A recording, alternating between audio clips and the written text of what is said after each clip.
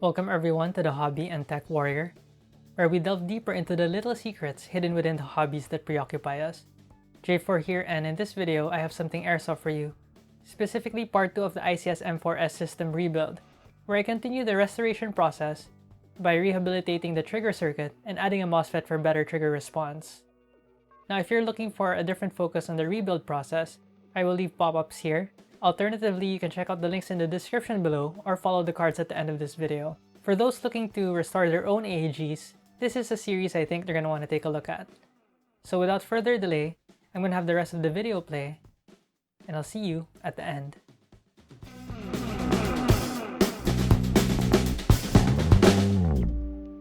In my previous video, part 1, Shimming, I set up the gear train to operate with minimum play and maximum smoothness. Resistance in the gear's rotation can contribute to current spikes in the circuitry. On that note, it is only natural that the next initiative after restoring the gear train is to sort out and rework the electrical circuit to deliver power efficiently.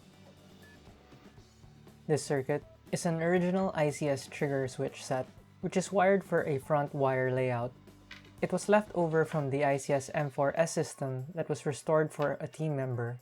I will use this as a starting point for the wiring job and see how much of it I can preserve. Using the original circuit as it is will provide an idea of the kind of performance I can expect from a classic AEG circuit, and if there are room for improvements. Taking a closer look, the existing circuit looks to be in rough shape. There are some segments on the wire that were wrapped in electrical tape to cover up the jacket damage from getting pinched by the wire shroud on the lower receiver. The way the trigger circuit works is that the trigger pushes against a trigger trolley that moves up towards a break in the circuit on the trigger switch housing. The conductive part on the trigger trolley bridges the copper pieces on the trigger housing, allowing charge carriers to flow through the system. However, it is apparent that there are additional mechanical aspects to the circuit, like the cutoff lever for example, which require the assembly of the bottom gearbox to be able to assess the state of the system as a whole.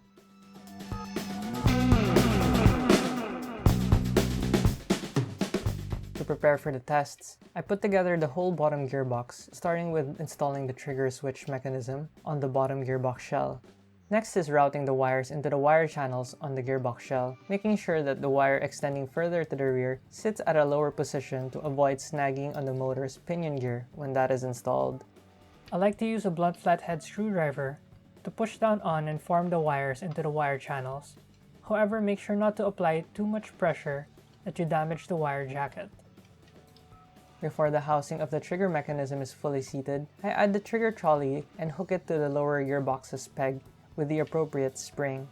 The trolley is added ahead before screwing the housing down, otherwise the trolley would not be able to fit past the trolley stop that is casted onto the lower gearbox.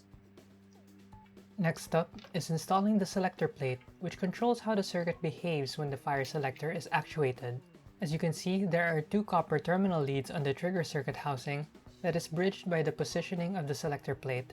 The selector plate installs onto the back of the bottom gearbox with a cutout pattern on the selector plate aligned with the tabs on the gearbox, after which a spring is installed that connects the selector plate to the cutoff lever. When looking at how the selector plate bridges the connection between the two copper pieces, not much surface area makes contact. After installing the selector plate, the next part to be installed is the safety lever. The safety lever is a rotating arm that swings up to block the trigger's path when activated. Once placed in position, the safety lever also blocks the selector plate from coming undone. I bought an aftermarket safety lever for this build thinking that it might work. Unfortunately, a typical safety lever designed for the traditional version 2 AEG gearbox will not work here without some modification. It turns out that the ICS safety lever has a different profile that engages the selector plate to fully activate the safety effectively. Luckily, I still had one on hand and the correctly shaped safety lever could be installed. I can now return the shims and gears back onto the bushings on the lower gearbox shell, together with the anti-reversal latch. Don't forget to position the lower gearbox locking latch and the spring that holds the upper gearbox in place before installing the trigger and trigger spring that actuates the trigger trolley. The gearbox can now be closed and the fasteners installed. No greasing is required yet, since no load will be applied to the gear train for the following test runs.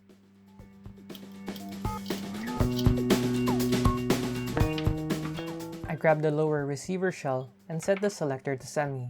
I then lowered the gearbox down into the lower receiver shell wires first. Setting the selector to semi allows the gearbox to seat easier during its installation. Install the pistol grip next, then the motor and cover.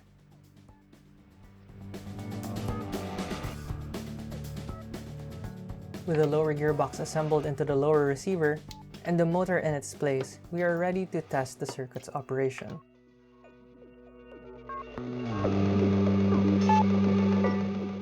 For the tests, I am using an 11.1 volt 2200 mAh LiPo battery that has a 30C discharge rating. Initial tests show that the semi-auto function does not work consistently. The cutoff lever fails to reset the trigger trolley and open the circuit, despite being actuated by the sector gear's rotation. I made an educated guess and assumed that the cause for the malfunctioning semi-auto was due to loose tolerances on the trigger trolley and trigger switch housing. Up close, you can see that the spring on the trigger trolley pulls on it at an angle and that the trolley doesn't sit straight. I took a micro flathead screwdriver to hold the trigger trolley straight as I pulled on the trigger in semi-auto, and it worked as it should as long as the screwdriver wasn't binding. Besides the semi-auto function not working, there's a lot of over travel on the gear spin, even after the trigger has been released and power is cut to the circuit. The sector gear continues to spin for about 1 second after the power to the circuit has been cut. This over travel can sometimes lead to unintentional bursts in the semi-automatic mode and leaves the trigger with an unpredictable feel.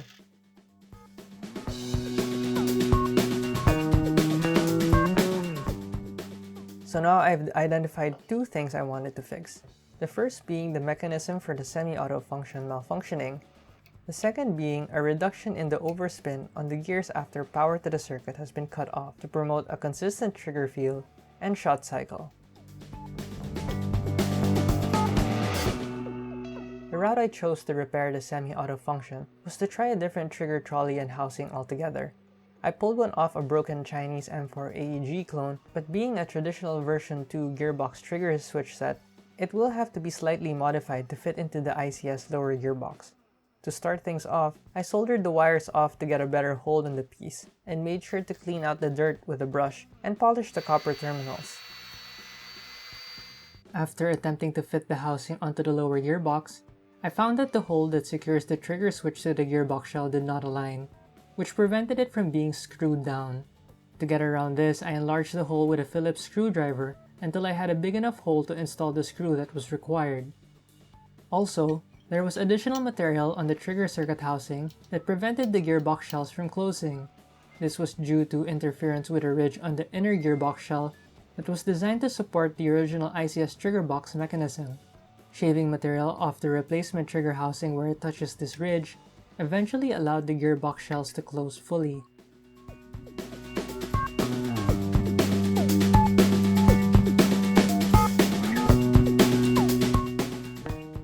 Before I go any further, I want to cover the rationale behind the inclusion of a metal oxide semiconductor field effect transistor, or MOSFET, to the circuit. In my opinion, an inclusion of a MOSFET in the AEG circuit has become a necessity to achieving better response from the platform. I mentioned earlier that I thought that the surface area contact at the two break points on the trigger switch between the trigger trolley and tappet plate were inadequate and could be improved. The way the MOSFET is installed, the motor is wired directly in line with the power source without breaks to the circuit, providing a superior connection. The way I understood it, an enhancement MOSFET is a transistor with 3 pins, a gate, a drain, and a source that acts like a variable resistor. When there is no voltage between the gate and the source channels, the resistance in the drain channel is very high and no charge carriers can flow through the transistor, which simulates an open circuit. But once a voltage signal is sent between the source and gate channels, the resistance of the drain channel drops very fast, allowing charge carriers to flow through the transistor from the source channel to the drain channel. Because of the nature of the MOSFET, it acts more like an electronic switch, and problems like electrical sparks and arcing that burns away at copper contacts on typical AEG trigger switches can be avoided. Also, because the trigger mechanism has been relegated to just looping the voltage signal between the source channel and the gate channel on the MOSFET, the motor experiences a better direct connection to the power source by bypassing the mechanical connections on the trigger switch housing altogether. I like to use GATE MOSFETs as they are generally well put together and have a compact modular design. They also have a nice layout on the transistor, which incorporate connectors into the design and makes it easy to replace them without having to alter the physical wiring too much once set up. In my case, I decided to use the GATE Pico AAB that I had on hand. And by the way, this video is not sponsored by GATE Electronics. I used one in a Tokyo Marui MP5K project in the past, and this happens to be part of the purchase I made from that time. I really like its slim form factor. It also includes an active brake function, which applies a short reverse polarity charge to the motor that will slow it down to a stop. This is a feature that is important for our application in preventing gear overspin and eliminating double shots when using semi-auto paired with a high voltage battery.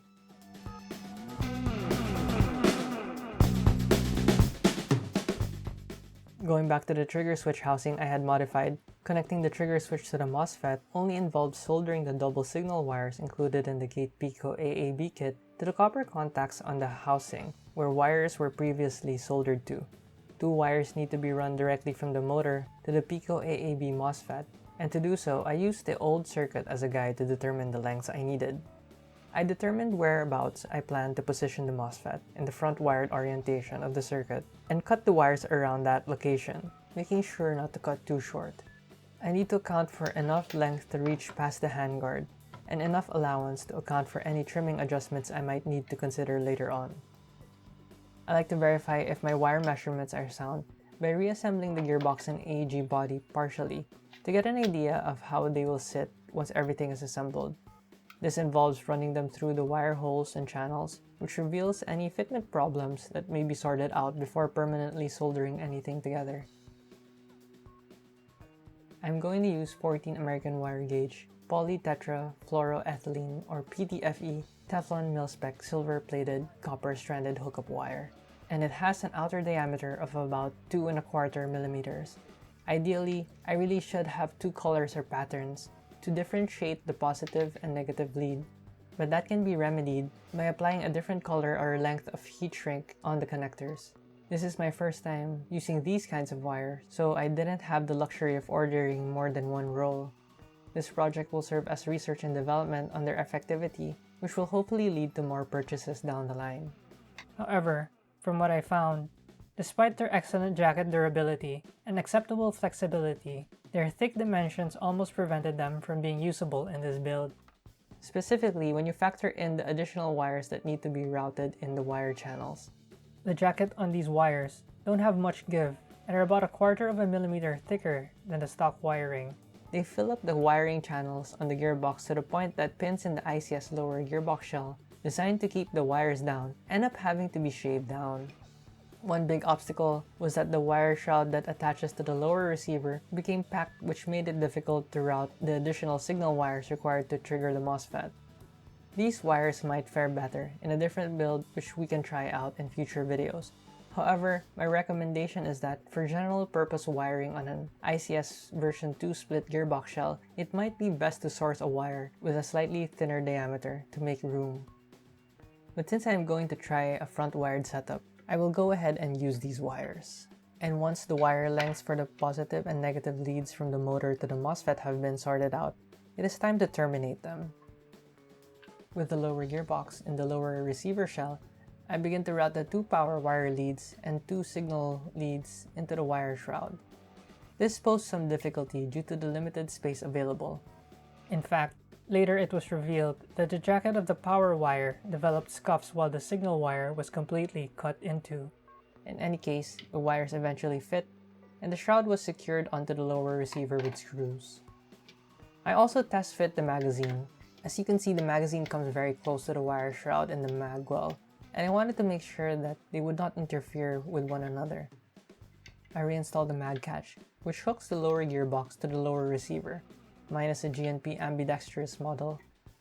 I then test the mag fitment again to see if it functions properly, which it did. Next is sorting out the connectors to the motor and MOSFET. Install the grip and drop in the motor. I then grab the protruding wire leads and bend them level at 90 degrees towards the respective tips of the male terminals on the motor they have access to. With the wire sticking straight up from the gearbox, I cut past the 90-degree bend where the wire meets the motor's male terminals. This tends to give me just the right amount of wire to install the open barrel female spade connectors properly. With the wires to the motor cut to size, I disassemble the motor and grip again to reveal wires for stripping and crimping work. Slide on some shrink wrap with enough length to cover the spade connector and a section of the wire. I use a shorter one for the positive lead and a longer one to identify the negative lead for lack of supply of red heat shrink tubing. At this point, the male terminals sit perpendicular to the wire ends, which means we can determine where the female spade connectors need to be crimped before bending the ends 90 degrees down again to meet the male terminals on the motor.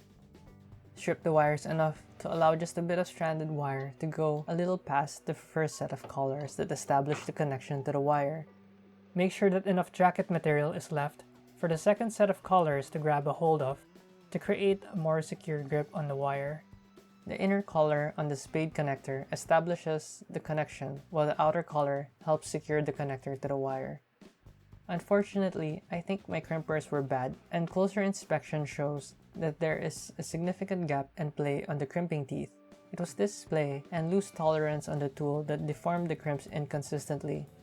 I will make sure to source better crimps for next time. An alternative method is to use closed barrel spade connectors, the kind with a protective plastic layer that fits over the male terminals on the connector. You can find these easily at the local hardware store. All that needs to happen is you first trim the plastic off to reveal where the barrel begins. Then slip the connector over the exposed wire, ensuring you have a bit of wire to go past the barrel's opening. Then crimp down on the closed barrel while it is still protected by the leftover plastic protector.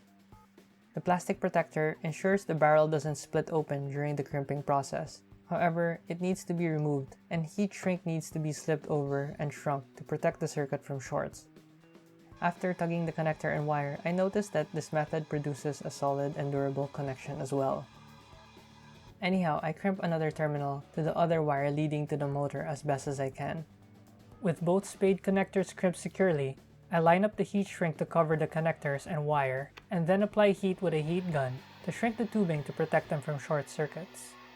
I didn't have additional red heat shrink tubing in the right size, so to differentiate the wire leads, I used different heat shrink tubing lengths, short as positive and long as negative. I then take the motor and start working the spade connectors onto the male terminals. The female spade connectors should slip over and take some force to remove. And with the connectors attached, I bend the female spades down 90 degrees into position so it will interface with the motor properly when installed in the grip. I then reassemble the pistol grip again. Drop in the motor, this time being mindful of the correct orientation. Red paint or a marker will usually indicate the positive terminal where the positive wire goes into. If bent correctly, the wires on the motor with their crimped connectors should be positioned just above the motor's terminals for ease of establishing a connection. Connect the positive lead to the positive terminal and the negative lead to the negative terminal. Once complete, we can move on to crimping the connectors at the other end of the wires that goes into the MOSFET. The connectors that go into the MOSFET use the same open barrel design like the motor's terminal, except that they are male spade open barrel connectors. I then used the appropriate colored shrink wrap in red that I rationed and applied to the connector. Next up is the negative wire lead, which is cut at the same length and terminates the same way due to the MOSFET's design that has wire leads of the same length.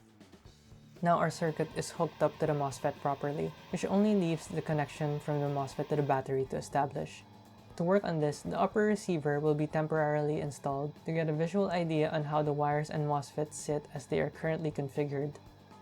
However, this time the connectors have added bulk, which require further disassembly on the upper receiver to clear. To route the wires through the front of the upper receiver, the barrel nut or collar needs to be removed. Because of this, the S-System handguard must be removed first. To take out the S-System handguard, the upper extension that clamps onto the upper receiver's Picatinny rails need to be removed. To do this, we loosen the grub screws on the outer barrel extension, where the triangle iron sights are, and screw off the extension. With the triangle sights out of the way, the rail has enough clearance to come off without encountering any obstacles. Next, 2 screws and a retaining piece designed to center the rail system on the barrel's base are removed.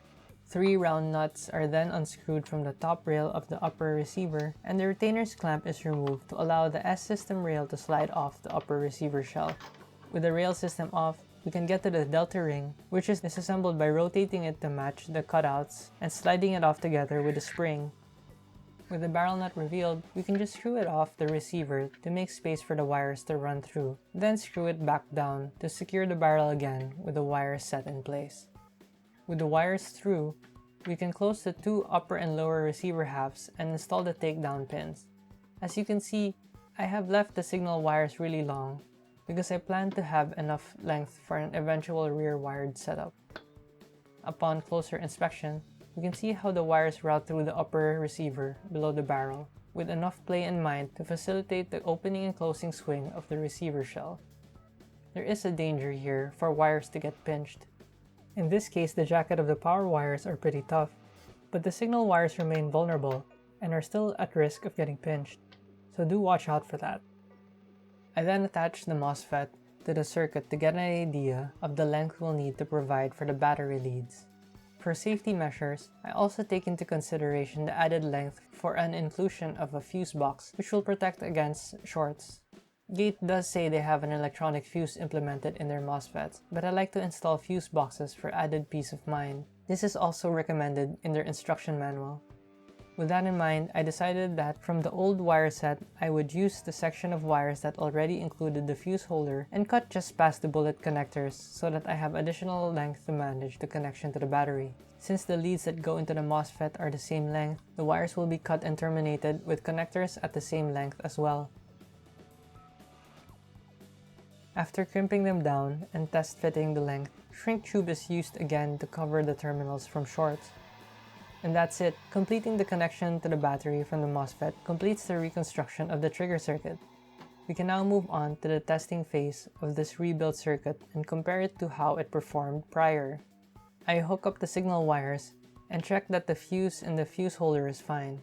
I plug in the battery and now we're ready to run some tests.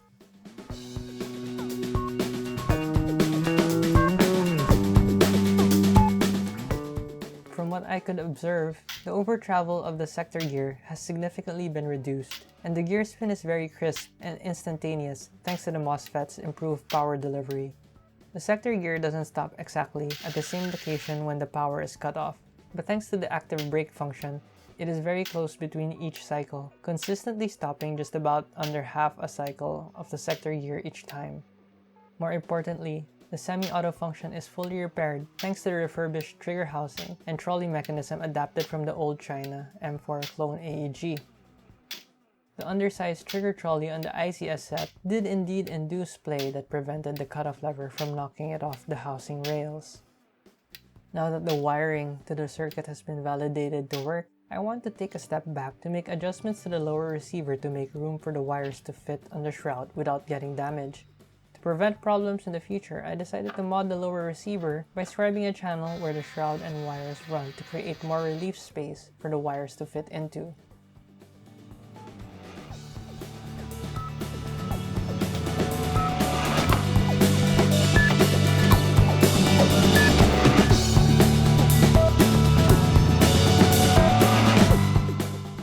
And that concludes the restoration of the trigger circuit, which will add to the foundation of this rebuild. The refurbished trigger switch and addition of a MOSFET ensures consistent operation and ease of serviceability. Finally, ICS's split gearbox design made routing the wires a breeze by reducing visual obstacles and lessening the number of parts involved in the constant assembly and disassembly required to do this job. Next up is the upper gearbox shell and the compression components that are responsible for driving BBs downrange. I hope you liked this video. If you did, please consider leaving a thumbs up. Subscribe for more, and don't forget to leave your comments in the comment section down below. Thank you for watching, and I'll see you in the next one. Bye.